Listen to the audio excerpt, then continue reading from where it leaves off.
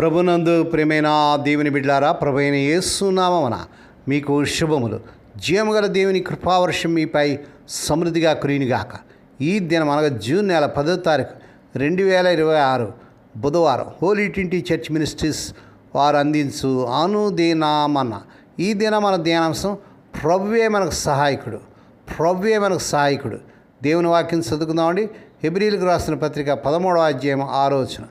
కాబట్టి ప్రభువు నాకు సహాయకుడు, నేను భయపడను, నరమాత్రం నాకేం చేయగలడు అని మంచి ధైర్యంతో చెప్పగలవారమై ఉన్నాం. దేవుడు తన పరిశుద్ధ వాక్యం దీవించునుగాక. దేని బిడ్డారంతా మీరంతా ఎలాగున్నారని, మీ ఆరోగ్యాలు ఎలాగున్నాయి, మీ కుటుంబంలో అందరూ బాగున్నారా? మీరందరూ బాగుండాలని, ఆరోగ్యంతో సుఖశాంతులతో ప్రభులో వర్ధిల్లుతూ ఆయన రాకడ కనిపెట్టాలని, మెరుగుగొండి ప్రార్థన చేయాలని ప్రతిదినం కూడా మీకోసం ప్రార్థన చేస్తున్నాం.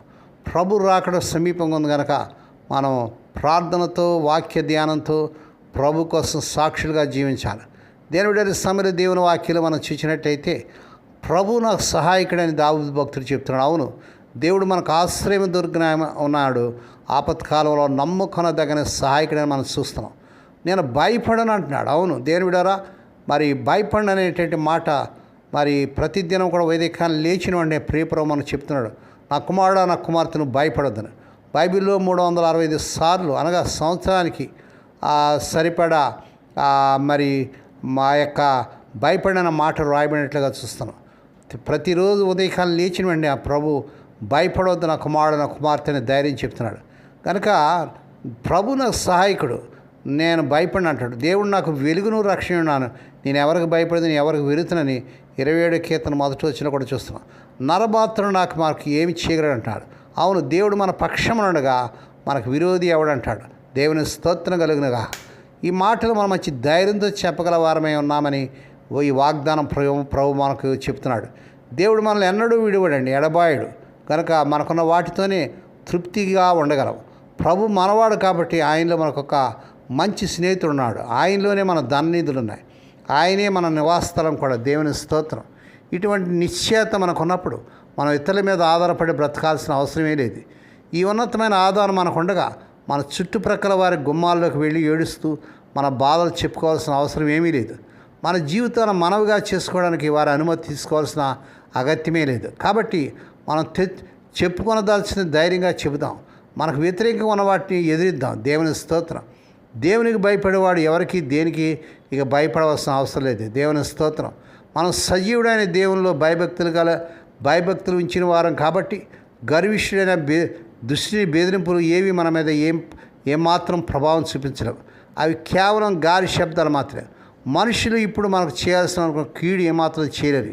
ఎందుకంటే నరమాత్రుడైన వాడు నాకేమి చేయగలడని అపోస్తున్న మాట మనకు ఆధారంగా ఉంది.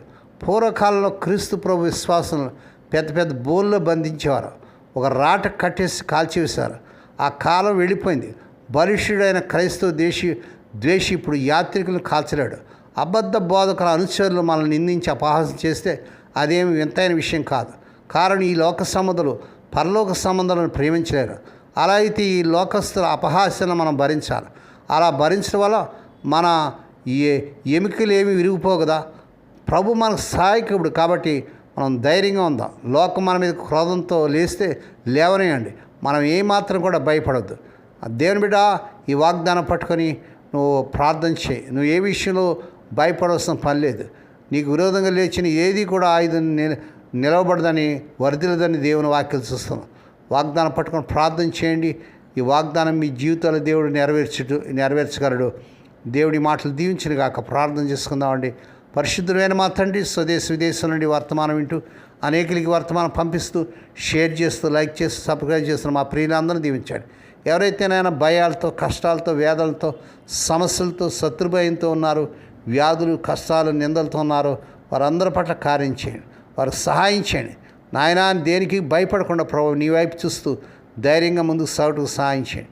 ఈ దినం పుట్టినదినాలు వాహదినాలు ఆయా శుభదినాలు జరుపుకునే బిడ్డలు కూడా బహుగా దీవించి మరొక సంవత్సరం అనేది ఆ కిరీటం బిడ్డకు ధరింపచేసి వారి పట్ల నూతన కార్యం జరిగించుకోండి.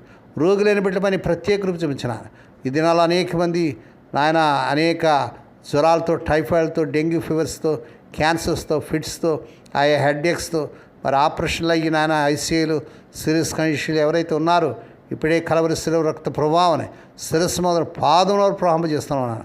స్వస్థత, ఆరోగ్యం, విడుదల యేసు నామమున ప్రకటిస్తున్నాం తండ్రి. ఏ కుటుంబాలు అయితే తమ ప్రియులిద్దరి నుంచి మాడించి తొక్కున వేదన ఒకరికి కాల్సిన ఆదరణ దయచేయండి.